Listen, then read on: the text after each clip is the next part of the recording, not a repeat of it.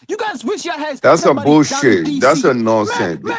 That's a Man, sit the nonsense. hell up. Hey, Sit the hell up, man. I would say Librarian, this. librarian, be quiet. I would Hey, say you this. funny, bro. I would much rather take You him funny. for. Hold on, Jonathan. Y'all You gotta get wait. so butthurt over. Hold on, Jonathan. Hold on. What on, Diners? I would rather take Traore over Brandon Johnson, Casanova. Come on now. More than people. What about Cash Nova? Y'all Come gonna on, sit bro. around and cry, I not would do take shit, Tory just like over y'all Randy did when Johnson. what about the Thomas mayor Sankara got of the killed. governor? Man, what about the governor of Maryland? You see I would what's going on in take Baltimore, right? I would You see take what's going on in Tory Baltimore? over him too. Exactly. Come on. Hey, Now, look what's going on in Illinois. St. James. Dynasty, let St. me James, just I say want to ask you a something. question. But ain't no terrorists over here killing the civilians. It's not a group of terrorists playing guerrilla tactics on the Shut civilians. up, man. Shut Yeah, up. exactly. We have a Immature terrorist act here almost every goddamn month. Somebody Hey, shooting up some goddamn it's just facts, supermarket, bro. church, Like whatever. you mad. You mad at the Man, facts, bro. matter what, bro. I live in the land. Listen, we have So who we don't got terrorists. control of the We got entire terrorist shit country? here every month. St. James, We let me got ask you a question. terrorism here every month. Mali, y'all can hear me right quick? I don't even think they got a Hold on. president of Mali. Hey, I gotta pass Hey, the mic y'all. around. Can any of y'all hear me? Hold on. So I just want to say one thing. I'm going We to say can hear something real you. smooth, just real quick. We Check can this hear out. you. All right, check this out. I'm listening to y'all, right? Y'all got to stop comparing each other, yo. It's never going to work, yo. At the end of the day, Traore is a strong brother. What he's doing, what he's done is raw. He did something. He's At the strong, end of but the needs to day, be smart. hold on, I swear to God. Hey, He don't Donis, need him to be can you help smart. this guy? Can you mute this guy so we can listen? I'm not done. I don't care. At the end of the day, all I'm saying is the man did something. He did something good. We're gonna respect him for it over here in America. We're gonna say we had our heroes, y'all have y'all heroes. We're not finna down y'all. Y'all not finna down us. We're not gonna say, hey, yo, y'all need to not do whatever y'all doing. Y'all make your own decisions over there. If we can support, we will. If we need to say, hey, y'all doing this in error, we should give you, hey, our opinion. Y'all should listen. But at the end of the day, do what y'all think is right. Because it's y'all sovereign. It's for y'all to make that decision. But you should be able to listen to people outside of yourself. It's a balance. That's all I got to say. Yeah, I mean, what you're saying is right, but people to come up here and then completely try to lie, saying that like these countries are not like controlling these T groups. These countries are being like swallowed up by these T groups. These countries don't even control like 50% of the territory and all these things. Like these countries, for you to come out here and completely say these things, if you were saying it in early 2005, you know what I'm saying, like last year, then you could, you understand? Then you could have some type of weight for 2026. You coming to us and tell us these things, man? Go to effing hell, man. That's all I gotta say. Go to effing hell. Whatever agenda you wish this could happen, it's not gonna happen. Now, if you from Nigeria, from what you call it? Oh, Nigeria, man. Tell Tinubu to come over there. Assimi Ghost is gonna bomb your soldiers. Tell them to come to Burkina Faso and try out. Tell them to do that. Tell them to do that. For y'all Nigerians coming up here saying all these goddamn things. And then Liberia man, please. Go and fix your country and get a leader like Abraham Traore. I'm from Sierra Leone. I wish I had a leader like him. My leader is what? Marabio, which is Dinah's people. They control my country. My country sucks right now. But Dinah ain't gonna talk about it because that's his people. Just like I just said, right? Tinubu, you gonna be next. You gonna be next, man. We're gonna come for you. We're gonna come for you. Man, The Nigerians gonna come for him first, bro. St. James, let me ask you a question, right? Yeah, sure. Abdul Yaya. What type of name is that? Yaya. Yeah. I'm not sure. What is that? Last name. I'm not sure. Hold on. I did want to respond to what my brother said because I said something to him. He said something. I'm gonna see he said something back to me. Hold on. 10 seconds. Abdul Yaya, right? He's a terrorist leader up in Mali. Hold on. Hey, Lines. I got it. Lines. You're on your Obama phone. It's causing everything to echo. You got to keep yourself muted, Lines. All right, go ahead, man. Yeah. I muted myself, dog. Abdul Yaya, he's a Bambara. He's one of them leaders within those terrorist groups. So when people come up here and quickly call, the Fulanese and stuff like that, right? I'm not saying there are no Fulanese doing these things, but let's be fair. Let's be fair now. No, We do have Barbaras in it. bang. As you Let's be said, honest now. it's 2026, right? Yeah, you're right. I apologize. People wanted us to do that. You understand? We spoke about it before. Let's leave that part out. I'm not going to be on the panel with people who want to do that. I know you get it, right? Let's not go there. Okay. So can I finish? Can I respond to what my man was saying? Let's hammer these fake Africans, especially the ones that call themselves two Niger. and then the other one that's from goddamn Liberia talking like that. 40%. Bamako's about to be take over. Bro, you doing all this shouting, you gonna be the same dude crying when they pop his top. Why are you interrupting him? Let him finish. I don't care. Hey, yo, just finish what you were saying, bro. Shouting like a female the whole time. Hey, yo, you interrupting him like a female the whole time. I'm listening to you. Stop interrupting niggas, because at the end of the day, you wouldn't do that face to face. Have you seen the weapons? Let my man finish. You know he got a high voice, so he gonna keep talking forever. Let him finish. Have you seen it? Have you seen the weapons now? Bro, Traore got a wife. Have you seen the weapons? He married have you already, seen the bro. ballistic missile? See, it's too high-pitched voice, dude. He's the type of dude you don't listen to either way. Tell Tinubu and his corrupt Nigerians to try us again and see what's gonna happen. Because these are the two dudes that never fight when it gets real. Hey, Nigerians, you call yourself the John of Africa, right? Try it again. Ballistic missile gonna hit y'all. Ballistic missile gonna hit y'all. All they doing is testing for horrors. Two Niger. Tell your They got him reacting. that you are my president. He's not being to try proactive. Burkina Faso again and see what's gonna happen. You see how they turned the conversation back to them two niggas arguing? They two weak niggas. Hey, hold on. Hey, so I didn't announce it. So, Lions, we have a N-word tariff. So now I'm going to the disclaimer. Said N-word. He over there super emotional, like he married to Traore. I'm talking. Can't nobody. So it's a $10 tariff. If you said the N-word, it's a $10 tariff. So now you got to tell somebody ahead of time. My bad. I'm telling you now. So go ahead. So can I just say, I'm about to be out. All I was gonna say is this: I don't understand how we all trying to fight each other, y'all. At the end of the day, none of us is winning right now. It don't make sense. I don't understand why you got two high-pitched voice brothers yelling at each other that when a rock get thrown, they hide it. You know what I'm saying? At the end of the day, none of us is winning. In Mali, in Nigeria, in Niger, in America, we all fighting. Nobody can hold nothing down for real. So at the end of the day, we need to take all of our wins and build upon them as we get them, and stop trying to push everybody down and make everybody be perfect outside of themselves. Everybody else got to be perfect in Burkina Faso, but forget America. Everybody got to be perfect in America, but forget what we got going on over here. At the end of the day, y'all, we all got to support each other. That's all we got. That's all I beat it with that kumbaya ass shit, bro. No, man, that's my brother. Worry about that because the AES is what a black man is supposed to be. Man, you got niggas on this panel shouting loud. Hold on. Shout loud, and he laying with a white woman. Casher, that's West. fair. All right, go ahead and pay that $10 and come back, bro. Casher, that's a tariff. That's a tariff, Casher. That's a tariff. All right. So I don't know why the guys thinks I'm against Traore. I'm for Traore succeeding. As a matter of fact, I'm against Nigeria trying to intervene in that country. And I don't think Nigeria will, because most Nigerians are against it, especially northern Nigerians. Nigeria will not intervene. I can assure you of that. Regarding the extradition, no, they haven't. Nigeria will.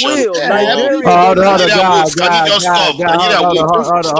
on. Casher, you gotta pay your tariff, Casher. Man, they gonna use Nigeria to get at them. Casher, you gotta pay your tariff. You gotta pay your tariff. Before you say anything else, you gotta pay your tariff. All right, go ahead, tonight. Yeah, and regarding the extradition of the former president, I must say I find it fascinating that Togo actually extradited that former leader to Burkina Faso. And the reason why they did it was that Burkina Faso too would do the same if they find that somebody in their nation has done something wrong in Togo, and the Togolese authorities are looking for that person. So, which means there are West African nations that are in ECOWAS are actually cooperating with the AES nations.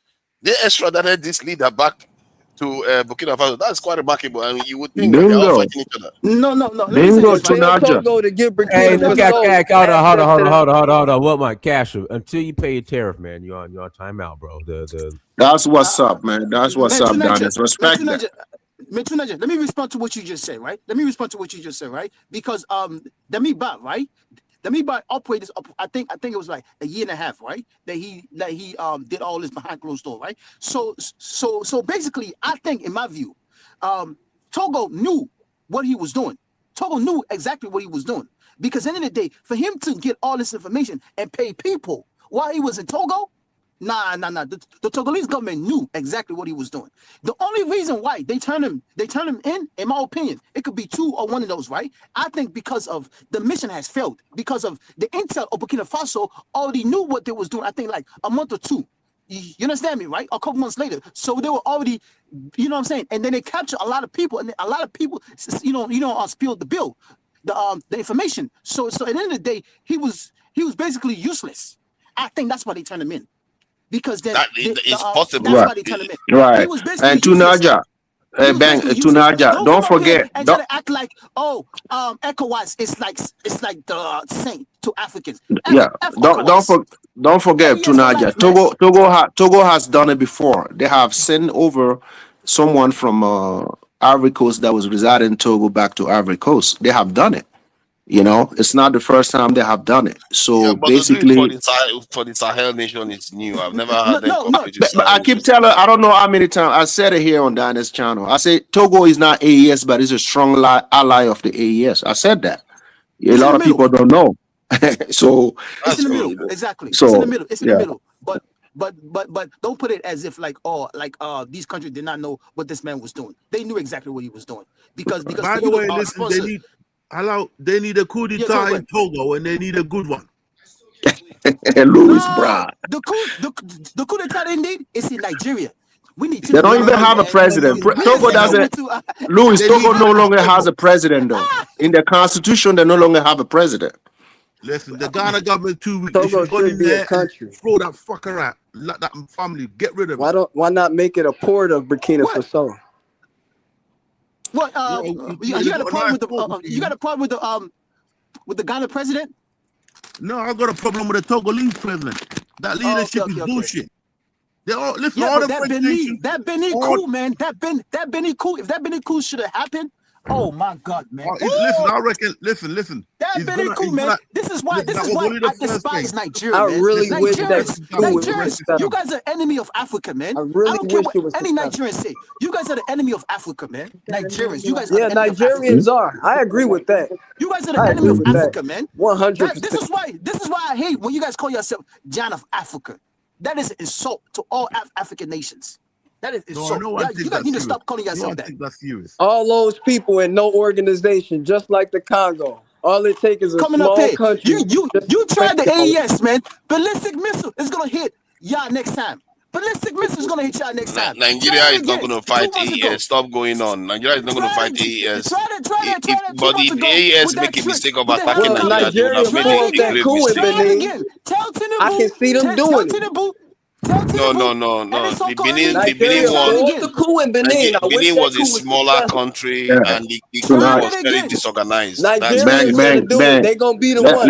Let's keep to the topic, man. Ain't nobody attacking nobody, man. Nigeria is gonna facilitate them. Nigeria is not going to stop it. Nigeria is not going to attack AES. Do you know how many Nigerians have relations with the AES nation? Forget it. That's not going to happen. No Nigerian government is going to do that.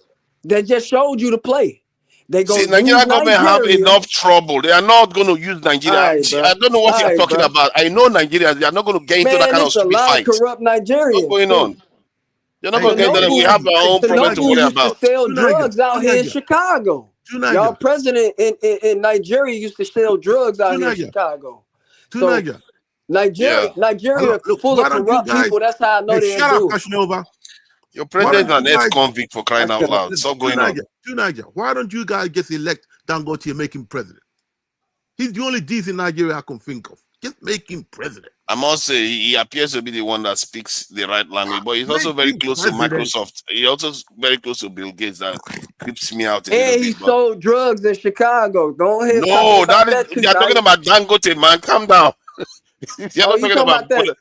Yeah, it's not Tinubu we are talking about. It's Dangote they're talking about. Dangote is a hero for Nigeria right now. The Gote is He's doing what African businessmen need to do. That guy is making powerful moves. So I've held back on Nigeria. If he succeeds, if he succeeds, he could lead to the collapse of the Sahel. Because if Dangote succeeds, that he's looking at drilling, that's processing 1.4 million barrels a day. If he succeeds in doing that, that would be very transformational for Nigeria and many African nations. He's investing in some serious businesses. It's going to be quite important. We'll see how it goes anyway. That's what we need the Nigerians with big money to do. If you do that, you will be the giant.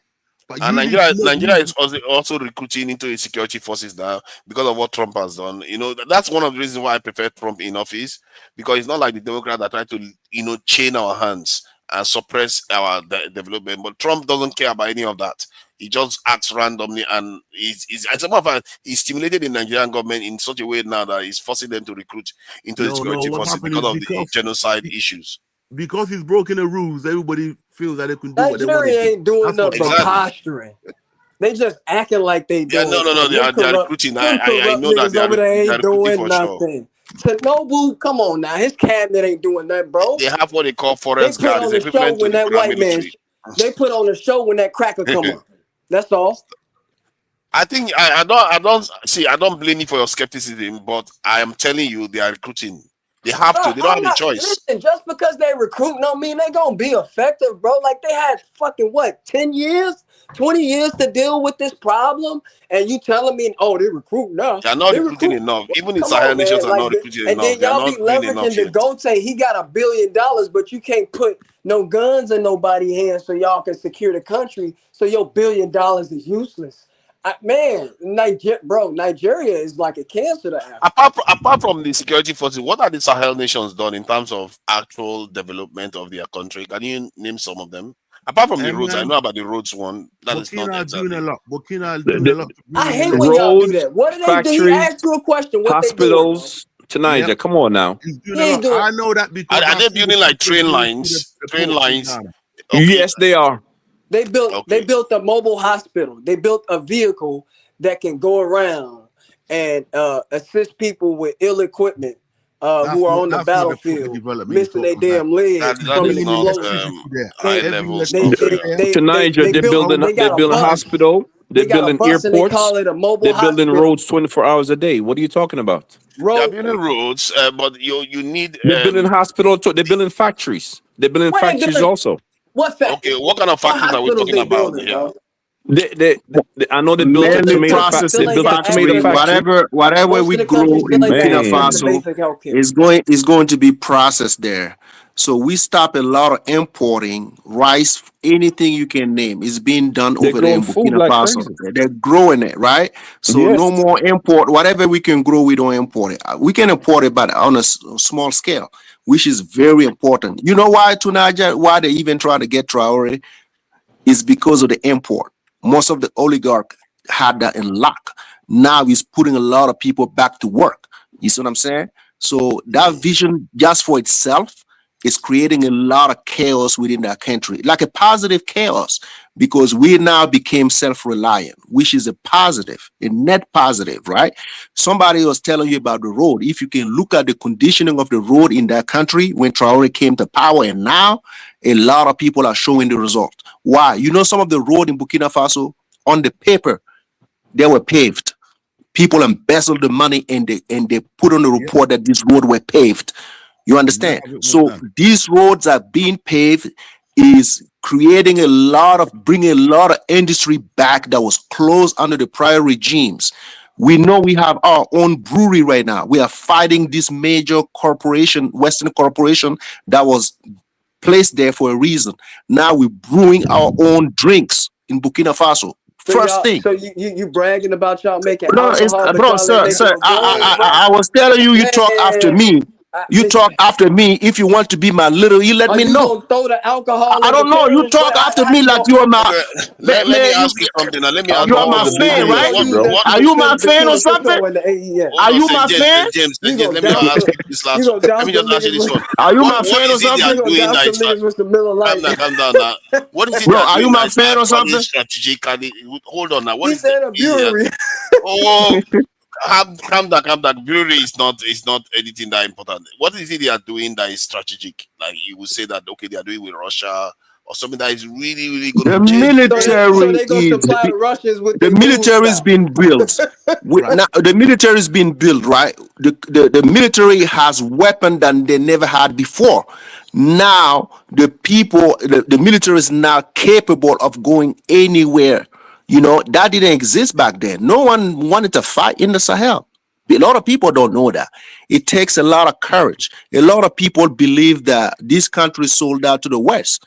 So regardless of how many people you would train, they will be defeated. That was the mentality then. When Traore came, it changed that mentality.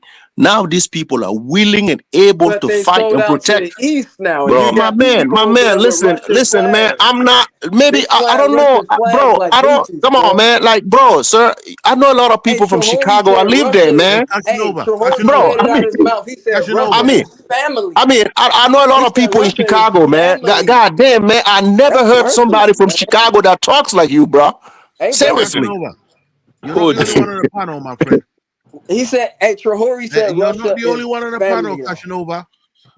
Okay, you yipping too much. You want to Bro, hear he's but heard about things that I've said like 10 I'm years not ago. butthurt Why about are you nothing, bro. chasing me? Bro, why are you chasing me, bro? My criticism of Traore is fair, bro.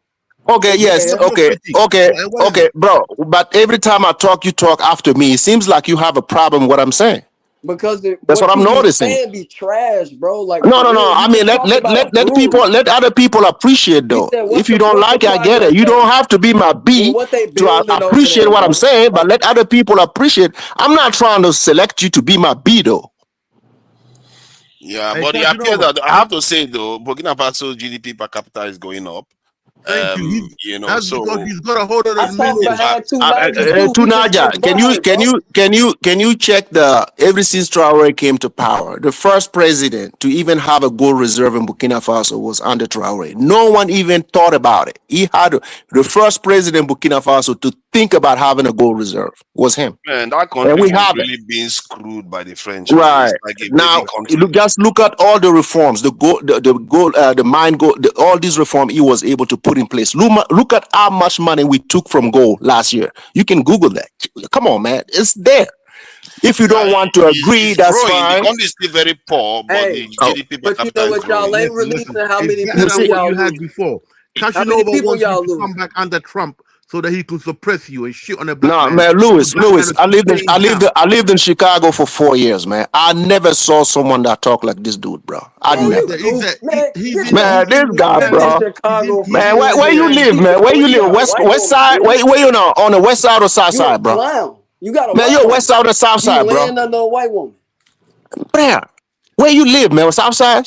Why 35th you worried and about King it? Drive. Where do you live? 79? Talking about King Drive. You a Where you goofy. live? Where you live? That's all y'all know is O Block, huh? Goofy ass. Bro, where you live, man? That's Cabrini all Green? you know is O Where you Block, huh? live? Go Where you ahead, live? name something Cabrini Green? else. Cabrini Green. Bro, what is your You said Cabrini contribution Green. to the show? You, Chicago, what is your contribution to the panel? What you mean? What is my contribution to the panel? Your contribution to the panel, what is it? What is your point you're trying to Hey make? guys, let me read this super chat. Let me read this super chat. Amar I'm Dumboya, just thank you, playing Holla devil's Holla. advocate. Man, let me read the super chat. Hold on. Cash, I still ain't got your tariff, man. Cash, You think you're gonna get your $10 from this dude, bro? He probably don't work. I don't We know if might as well just pay for him, bro. He ain't got it like that, bro. Hey, I ain't hear him say N-word. He ain't got the money. I did say it. I hear him say that. I heard it, and I'm in England. Hey, bro, if you wanna, Donis, if you take EBT car or something, he can help. He ain't got it. He ain't got it. Hey, He ain't tonight, got it send though. him some Naira, man. All right. But you Hey, laying Cash, up, you laying up on under that wet dog over there. hey, That Cash, white woman that smell like that wet you gotta dog drop over off, there. my brother. You And gotta you drop talking off. about You me? gotta pay your tariff. You gotta pay your tariff. You gotta drop. Hey, Kasha, if you need help, you can let us know, man. If you need some help, He's I have, unemployed, but I have to read this. Let me read this super chat. Amar Duboy, thank you for $2. Holla, I show speed is in Nigeria. He sure is. All right, we're going to a quick commercial break. Danfo offers unparalleled, curated, and bespoke tours across Africa for travelers seeking genuine cultural experiences, enriched with magnificent sights, sounds, and flavors found on the continent. Each trip is reliably curated to ensure visitors are gifted with an immersive and authentic adventure. Whether you find yourself strolling along the charming white sand beaches of Sierra Leone, feasting on the mouth-watering delicious foods in Senegal, observing or partaking in various aspects of the Isheshi traditional system Ifa native to Yoruba land, Nigeria, with Danfo, you will rediscover a fulfilling sense of kinship to the true heart of the motherland, her communities. Our core values focus on integrity, quality, safety, and sustainability. We are uniquely committed to assisting with the advancement of African infrastructure and promoting African businesses, so both travelers and the communities they visit receive beneficial exchanges. At Danfo, we understand the importance of connectivity, and we have created a model which provides bespoke experiences based on your passions or hobbies. With us, expect a long-lasting spiritual bond between you and your destinations. Live, love, Danfo, Africa. To learn more, visit danfo.africa.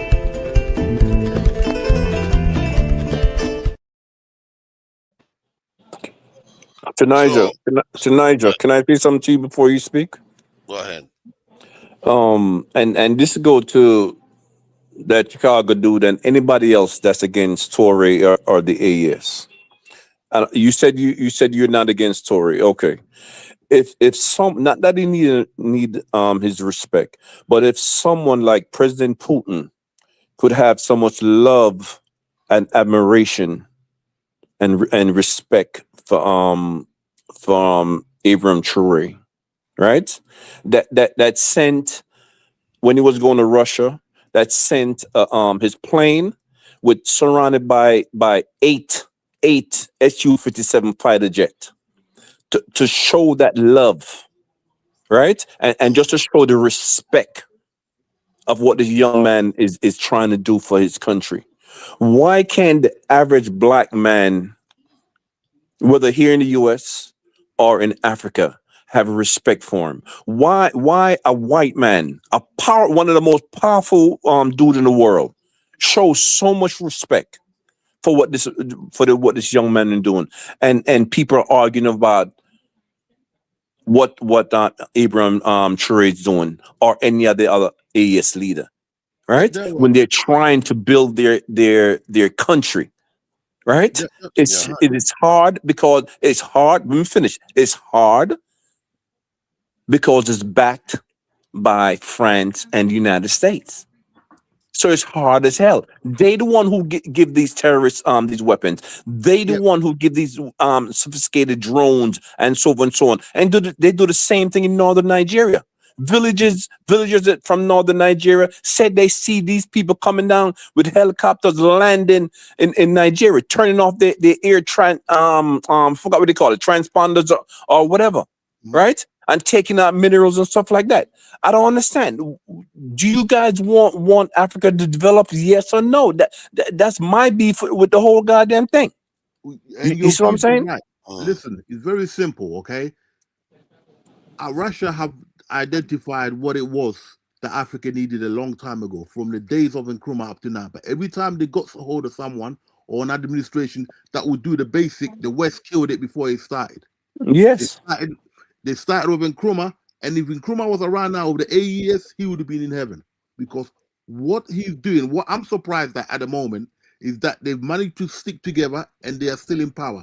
Give it a year or two, when the full information starts coming out about the success of that country, you don't need to tell the Africans what's good or bad.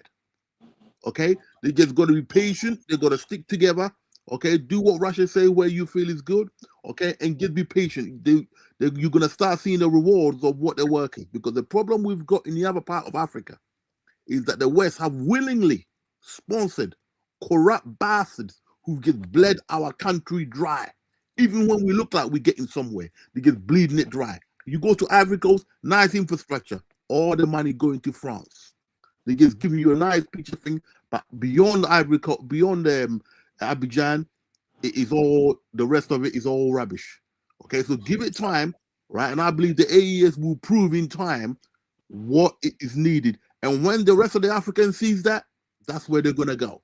So with me, I'm not gonna fight it no more, because what I see on the floor, the report I'm seeing is better in Burkina Faso than it was under the French-led administration.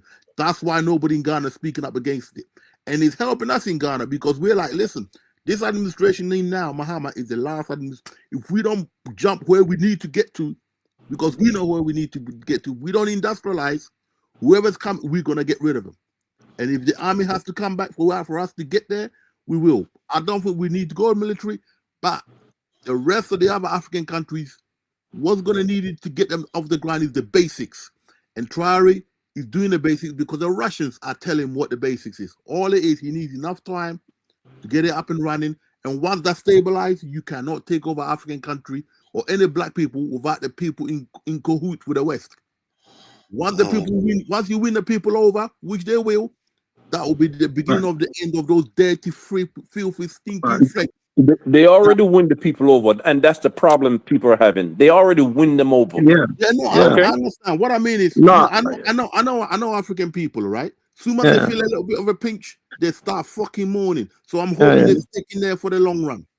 Right. Beside me, who's from Burkina Faso, you will not see a lot of people from where I'm from on these panels debating some of these people. They're not doing that. Why? What does that tell you? It tells you we are more united than a lot of people think. Our strength is the unity from within, because a lot of people have come to understand that we have no other way around it. So most of my beef with certain people are those from the West. Within this country, you don't see the divide there because people understand the message. We were this close to lose our countries, and we find out that we were up for sale. You know, and these people will never trade Traore and these people like Goita and Chiani for nothing. Nothing, even for democracy that people are alluding to. I would love for them to have this solid democracy in their country. Show us, bro, we listen, a country at war that was being slated to be sold, you can't sell that democracy to me. All these people who were here today, they were talking about our country being taken by 40%. So there wasn't pointing the finger at Traore. He wasn't there for that. When they took 40%, when they said they took 40% of our land, Traore was there for that. He was the leader of that country. When they took 40%, he wasn't there. Why are you blaming him? When they came back and reclaimed all this territory, you still blaming the guy. So some people in the West don't care about results. They don't care about actions. They don't care about teamwork. I'm doing my part. Like I told you, you're not gonna see a lot of people doing this. Why? Because it's worthless for these people. They don't care. The irony is most black people in the most. Well, let me finish this. Say the statement. Most black people in the West respect Traore in the Caribbean, in South America, and even right here in the United States. You see what I'm saying? Right. And that's the thing. They have all my friends, whether it's American friends, Caribbean friends, African friends here in the US, even people that don't even know that much about Africa. You see what I'm saying? Have full respect for Traore. And that's the irony of the whole thing. You see what I'm saying? These fools that come on this panel and talk all kind of effing shit don't know what is not the average person. No, I know. That's what I'm saying. No, that thing that thing that they talk about they talk about the fight in the Sahel like they're playing a PlayStation or something. They don't get the we we we were like we were supposed to be suppressed. They don't know, and the power that be wanted us gone. You know, that's why when they were communicating about 40% of our territory being taken, 60% of it being taken, they have an agenda. There was an agenda behind it. And these people, they still don't get the agenda. The agenda is for you, for one day to tell you that these countries don't no longer exist. That was the plan. And when this guy burst the power, sure, let me finish that, right? And I'll let you speak. All this guy was saying that, you know, Elvis was making a point that Traore came through by the guns. I'm not for a country that was at war. The mistake that a lot of people make. A peaceful nation, I wouldn't want a coup in that country. A peaceful nation, whether it's a military or a civilian, a peaceful nation, I wouldn't care. Our situation in the Sahel was very different. I want you, a lot of people who don't understand it, take that into account. This coup happened because of security threats, and the president at that time were found to be the puppet of these people. That's why this military, when they found out they were being killed for no reason and they had no protection, they went to the commander-in-chief to protect them, and he failed to do so.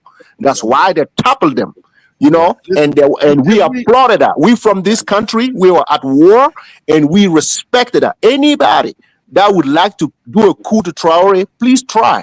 If you believe that he did a coup and then you want to try a coup on him, please do. The guy that did, he's back in Burkina Faso. Now, we can do some kangaroo court on him, right? So that's what you are saying. We can do a kangaroo court on him because you said Traore did it. Therefore, somebody else can try. He tried. He failed. Listen.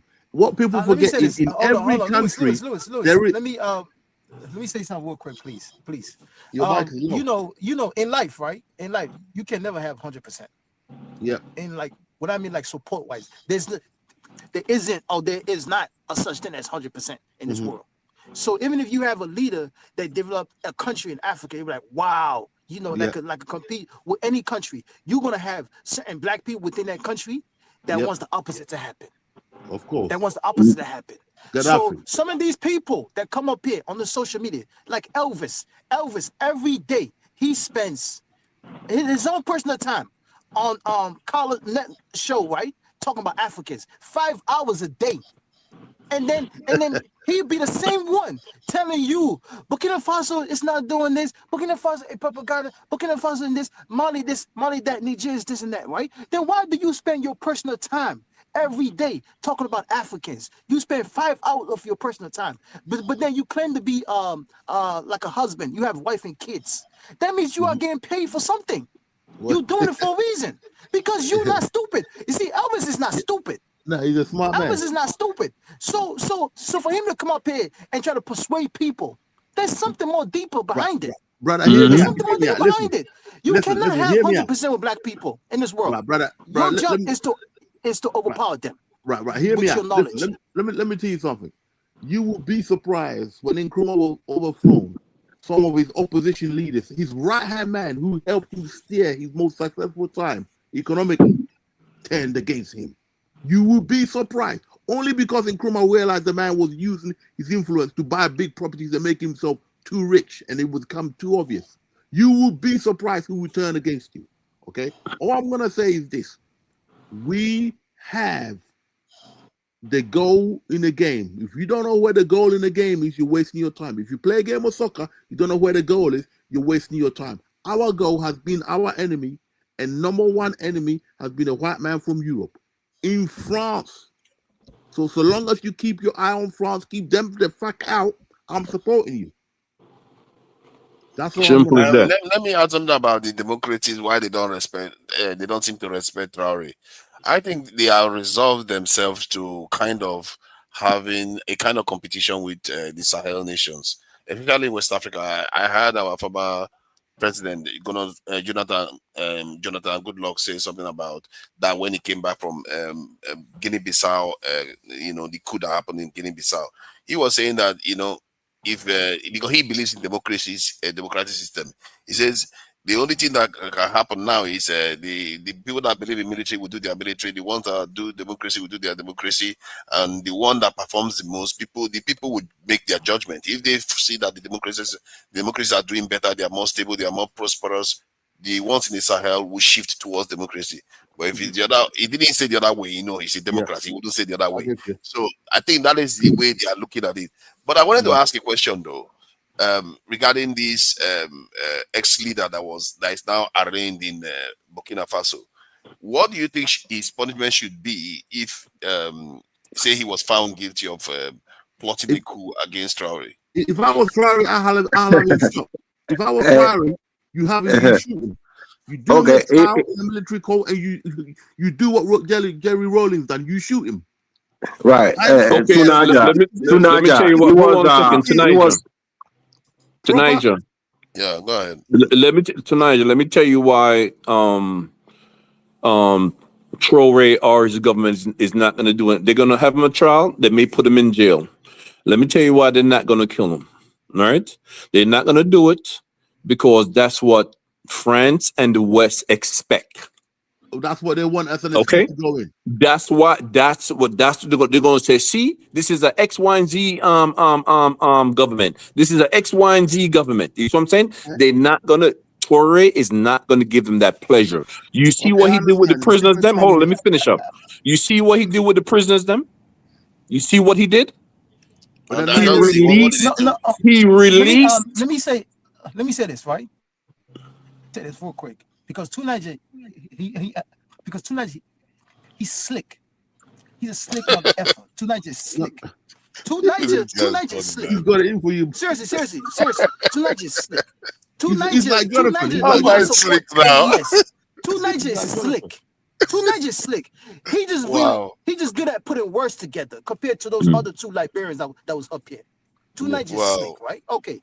First of all, right, you keep saying democracy and all these things, right? At the end of the day, as a president, right? As a governor or whatever, right? As a politician, right? Your job, your priorities, right, is to put your people first, right? To make sure your people are in better position, right? Yes. So if you are doing that, right, isn't that democracy in any type of form? So are you telling me it may not be Nigerians democracy, but it's still a valid government. Are you telling me Nigerians elites, Nigerian politicians, are they putting their people first in priorities? Nope. Nope, not necessarily. Exactly. So okay. So why did you say you try to use an example of Good Luck Jonathan? Good Luck Jonathan says this, and then Good Luck Jonathan said that, and then eventually they're gonna do democracy like we. That makes no freaking sense because the democracy that your people in Nigeria practice, it's obviously not a democracy because of the Nigerians are not put first. The Nigerians are suffering. The Nigerians are complaining. Anything. No, I understand what you are saying, but I think you choose to misunderstand what I said. No. That's what democracy is. Democracy is, do you put your people first? Do your priorities come first? Yeah, but that is the argument he is making too. Jonathan was making the same argument that you are making now. If you're a family man, are you going to sit on the couch 7 days a week, not go to work? Would you take care of your family? I think because it's from the other side. If you sit on your couch 7 days a week, of course not. If that priorities, exactly. That's what I'm trying to say. That means your priorities is not the same thing. So that means hold on. I think you are just completely misreading the entire. I don't think you heard me. You slick with it. He said you are slick with it. If democracies don't perform, they will fall. If democracies perform, they will thrive, and the AES will copy them. But Tunaja. Right. If I can just quickly listen. Right. You see that person again? You see Tunaja. The AES countries, right? With your wife. And then they're already within the nations, and you will never know. Right. No, within each nations, we already understand the people within this nation already understand what it will take for us to go back to let's say the so-called democracy that the world would want to see. I already explained that to you, right? Yeah, that's not. We're not going back to the Western democracy anytime soon. We will create our own democracy now. Thank you. For the time being, what the people want, that's what we're gonna do. We're gonna have an election, and we know who's gonna remain in power. For the time being, that's what's gonna be. So that's what's gonna happen. And for the president that was arrested, right? Somebody made the great point.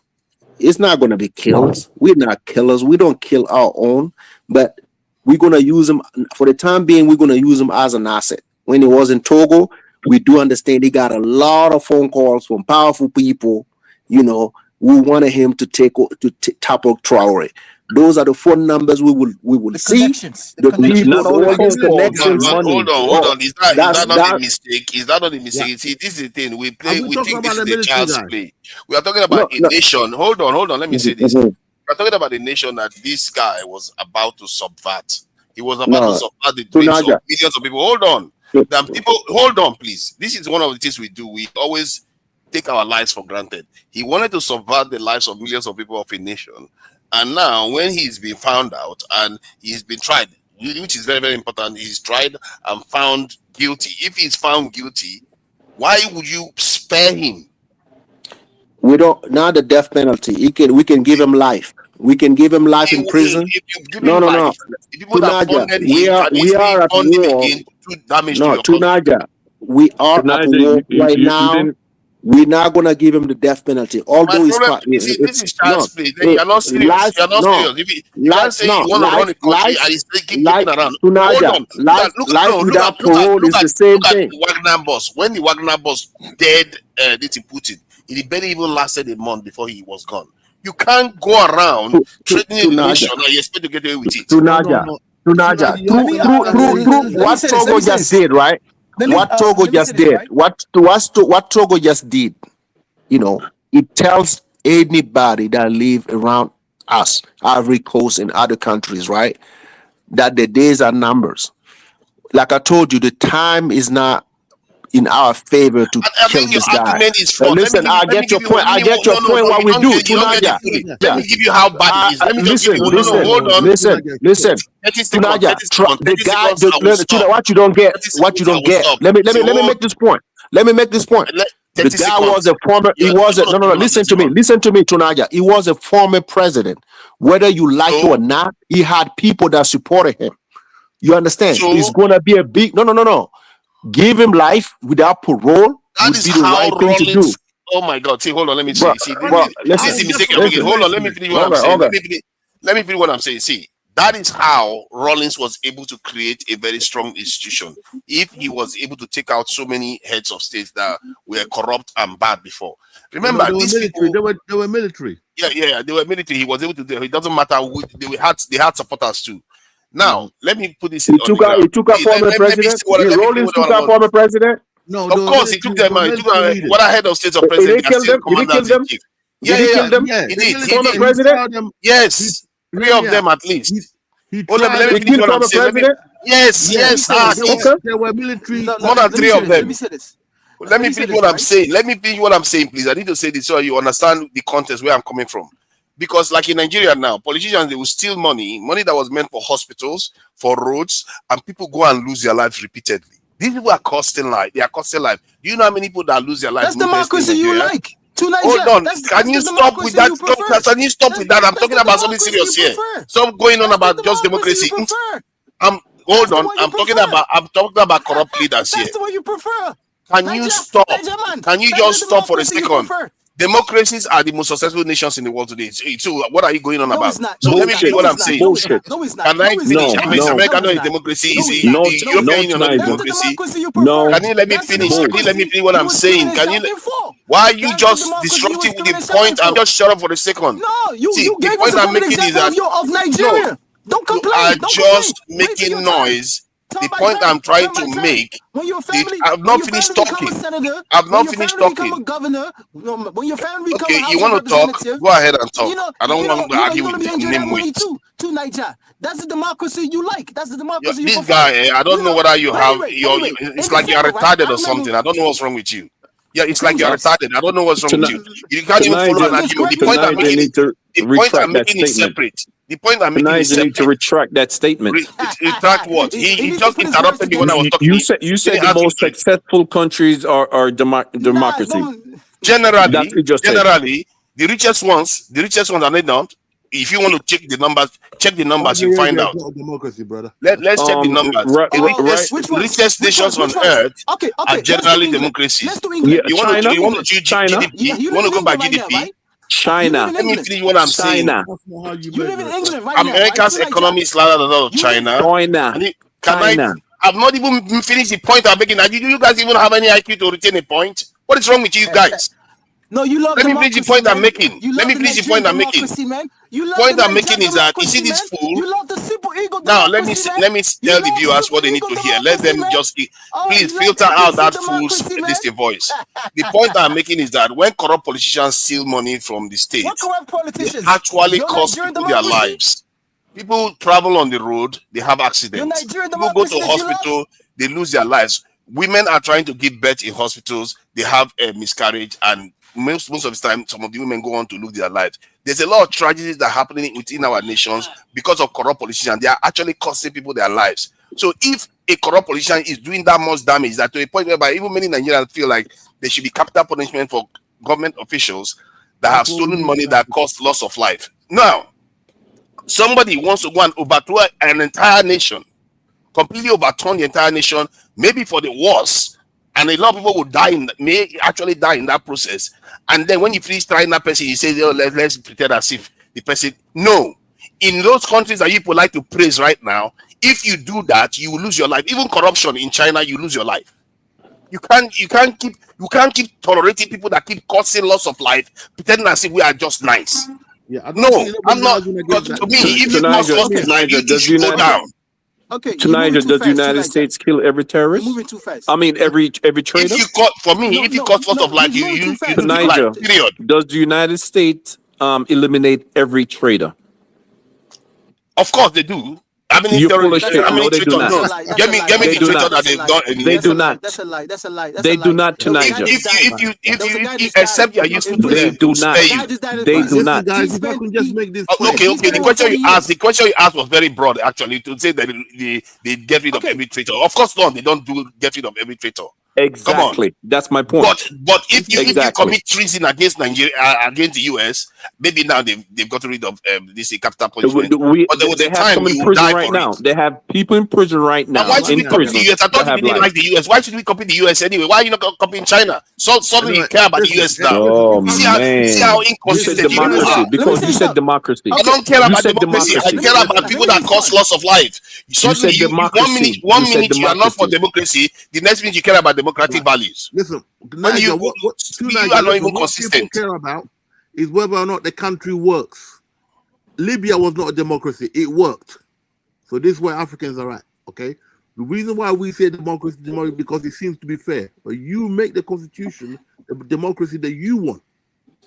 Okay, what people are forgetting is that it is not illegal for a military takeover of any country. It is not, including the US, including the US. Yes, it is not against the law. Right now, Trump is running amok. If he gets carried away with himself and invades Greenland, even now they've got an excuse to get rid of him within his own top enchilada. That's what they're talking about at the moment because he's taking the American. Man, Trump ain't going nowhere, man. Man, Trump ain't going nowhere. Right? No, you listen. Okay, you listen. No, now, Trump ain't going nowhere, man. Listen, right now. Right now, he gonna finish his term. Listen to me. Right now, you're gonna see what's gonna happen in the next couple of months and so on, depending on what decision he makes. If he ends up getting the rest of his, listen to me. If he ends up getting the rest of his allies to go to war because of Greenland, they'll get rid of him rather than risking the whole country. The European Union can't do nothing. They can't do nothing. What do you mean they can't do nothing? They can't do nothing. Listen to me. America own them. America own them. What are you talking about? Listen to me. Union can't do nothing. Would you listen? Stop high pitching. Okay, if this carries on the way it is, I don't know if you heard that World Economic Forum, okay, and Europe gets together and they end up going to war again. The European Union is nothing to America. Let me just make my point, okay? They are vassal. You are talking about nations, brother. Would you listen to me? Would you listen to me? Let me land. You are talking about nations who have access to nuclear bombs, okay? You don't need to be the most powerful no more. Why do you think they're fucking about with North Korea?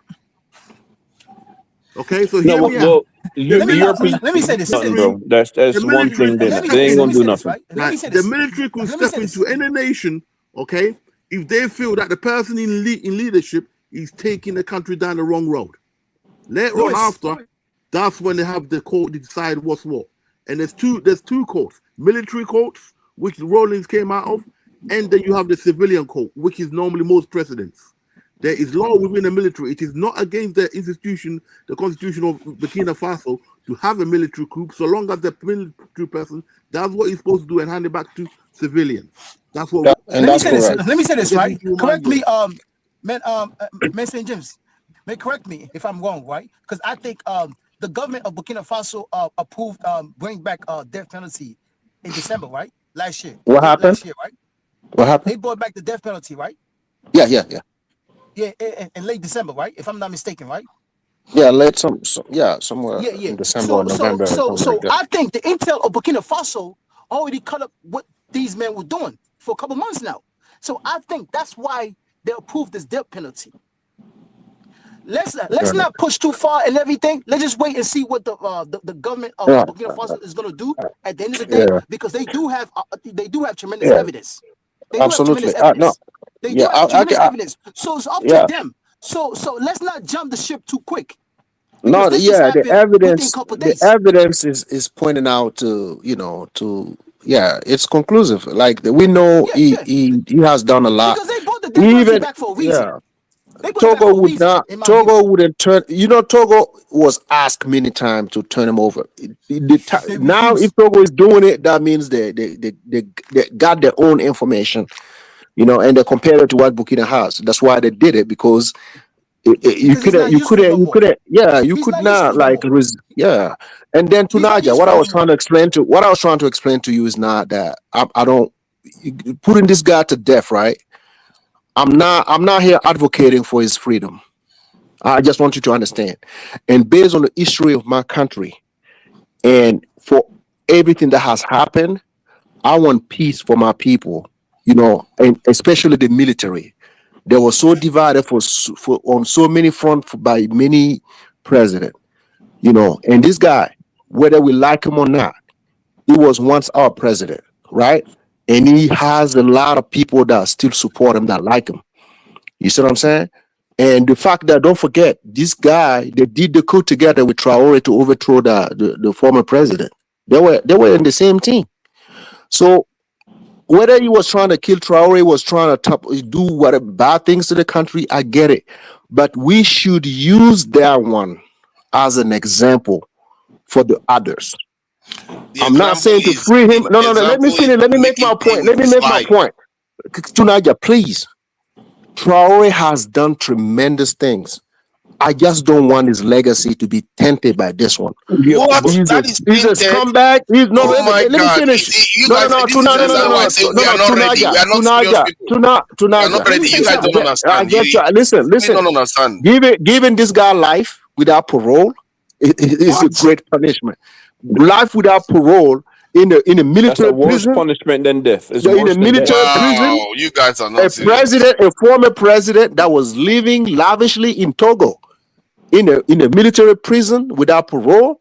I mean, that's the best punishment. Killing this guy, Tunaja. Even you were mentioning this guy, your former president, right? Mhm. This will be the first to tell you guys in Nigeria, oh, you guys like military regime. Look at what Traore just did. No evidence, no anything. They just put this guy into a kangaroo court. No, Tunaja. They put this guy into a kangaroo court. They collude with Togo. Got this guy back to Burkina and killed him. That will be the image of Traore for the next 5 years. I'm telling you. That's what I've been trying to tell tonight. Let me explain something. This is Tonight, you need to shut up, bro. Hold on. Let me say this. Can you just stop? Why do you guys just like to insult? If you don't have knowledge, just don't insult. Yeah, but you didn't listen to what I said. I hear your point already. I said he's not going to give France the pleasure. Oh my God. That's what I'm trying to tell you, bro. That is He's not going to give the West the pleasure. They want him. They want him to take to kill him because they want the excuse to see. You see, this is a rebel ass government, and so forth and so on. That's what they want. You see what I'm saying? He's not going to give them the pleasure. You see what he did to a lot of prisoners. He took the prisoners them out of jail. You see what I'm saying? And put them into farming and all different type of stuff. That's what he did. You see what I'm saying? That's how you break. That's how you break the system. You see what I'm saying? Okay. That's how you break the system. Have we finished talking? You see? Now, You have to understand, though. The system you are describing here, you think you are running the kindergarten, that's your mistake. And you think you are valuing life, but you are not. Because you forget that to create you that is standing there, if you just go back 400 to maybe 800 years, it took more than 1 million people to create one person. And some other person that goes and causes the loss of life, you go and spare that person. No. And the nations, you look at America that they built today, when they were building it, they were not that sympathetic to this nonsense that people are talking about. If you did this type of stuff when they were building their nation, you will fall. They don't mess about. It's after you have a little bit of stability, a little bit of success, you can afford to be a little bit more magnanimous. The moment things get tough, watch them. Watch how today is today. Today is different. Let me today finish. is today. Let me finish what I'm saying. You finish talking. Okay. See, systematically, you are trying to copy. You are trying to. You are not at their stage. You are not at the stage they are at. You are supposed to be setting strong these institutions. Strong institution. You have to have a strong regime that does strong things. Then after that regime goes away, the institution will endure during the period of stability and peace. That is what Ghana is enjoying right now because of what Rawlings did. Many African countries didn't get that kind of gift. And if you look at what Stalin did, that's what he did for this in Russia. And look at what Mao Zedong did for this in China. And Lin Kuan Yew did. The pattern is the same. Even Western countries, they did the same too. If you keep trying to copy people that are already ahead of you, you are going to fail because you're not setting the right example. To Niger, they're not trying to copy nobody, bro. I'm telling you. You just said it just now that they're going to give them the. Who cares what you give them? They're not going to give. Since when should he care about what the French think? He never cared. He never cared what the French think. Why should he care now? Why should he care now if he never cared what the French think? Thought of him before now. Why should he care? What you should be caring about is the life of the people that man is about to cross. Tunaja is not about caring. It's about the message to these people. Like, listen, the image. No. I get your point, Tunaja. The image that is being, shared with the Western world about Traore is very, is very bad, right? And I'm not saying like I said, Tunaja, I'm not advocating for his freedom, regardless of what is going to happen to him. I just want the people within that country are the ones that matter to me. You see what I'm saying? Like I told you, based on the history of our country, we have seen a lot of killings, a lot of presidents being toppled, a lot of sad things all over the place. So it's either we're gonna break that cycle or we're gonna remain stuck. I just don't want, I don't want the legacy of this guy to be tainted with the killing of listen, I'm telling you, setting an example. You see it as tainted, but you're not seeing it as what this guy has done right tonight is very bad. I think this guy, if you look at him like that, he's going to fail. If you look at him like that, he's going to fail. You now listen to me. I said this very one that I'm talking about. I'm not saying the next one. I am just saying this one has to be the example. But he's the example. No. Listen. Oh my God. No. He saw that. Listen. No, Tunaja. He was looking for the. Let me ask you. Give me an example of any nation that's emerged without having a strong leader to set an example. Traore has already demonstrated that. He doesn't need to prove that to anybody. He has done it. The wrong one by being magnanimous. People that want to destroy the nation. Listen. It takes strength also not to kill somebody. Okay, absolutely. Actually, that's a certain strength also. Oh my God. Tunaja, that's nonsense. Tunaja. I explained that to you. You didn't listen to me. Bring the guy, right? Somebody that has cost loss of life should face the consequences. The guy that just got brought back to Burkina Faso is not the ringleader. That's what I'm trying to tell you. He's not the ringleader. So it's somebody they put in place to do a job. We need the person who sent them to do the job. That's what we're looking for, the big fish. This guy, we knew this. He has a lot of things that we can use. If he's big enough, he should also face the consequences. Listen. We rather have this guy turning into an asset than a liability. For coup plot. No, listen. Tomorrow when they kill him, you start saying, "Oh, African government at this time, right?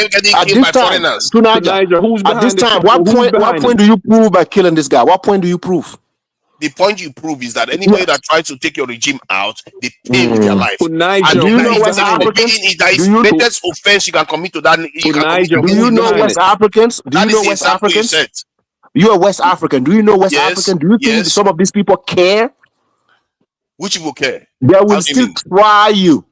Yeah, let them try, but that's the point. You set that example, the highest example. Not like when you finish, then you just go and sit in some nice. Listen, it would be better. What just happened? It's like Danfo offers unparalleled, curated and bespoke tours across Africa for travelers seeking genuine cultural experiences, enriched with magnificent sights, sounds and flavors found on the continent. Each trip rated to ensure visitors are gifted with an immersive and authentic adventure. Whether you find yourself strolling along the charming white sand beaches of Sierra Leone, feasting on the mouth-watering delicious foods in Senegal, observing or partaking in various aspects of the Isheshe traditional system Ifa native to Yoruba land, Nigeria, you will rediscover a fulfilling sense of kinship to the true heart of the motherland, her communities. Our core values focus on integrity, quality, safety, and sustainability. We are uniquely committed to assisting with the advancement of African infrastructure and promoting African businesses, so both travelers and the communities they visit receive beneficial exchanges. At Danfo, we understand the importance of connectivity, and we have created a model which provides bespoke experiences based on your passions or hobbies. With us, expect a long-lasting spiritual bond between you and your destinations. Live, love, Danfo Africa. To learn more, visit danfo.africa.